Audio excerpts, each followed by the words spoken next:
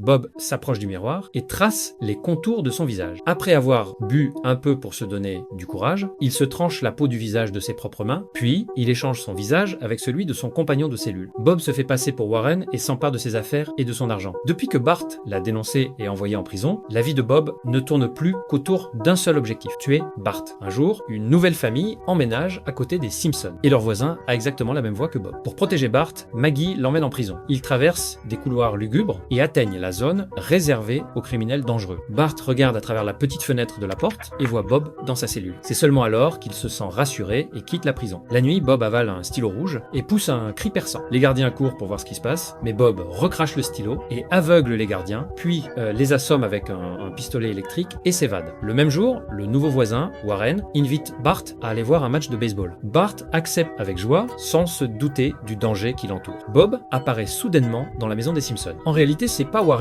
qui se tient devant eux. Il enlève ses chaussures et révèle ses pieds reconnaissables. La vérité est que, pour sortir plus tôt de prison, Bob a pris la place de Warren, qui avait commis un crime moins grave. Il a appris à se faire une chirurgie plastique, et pendant que Warren dormait, il lui a refait le visage de ses propres mains.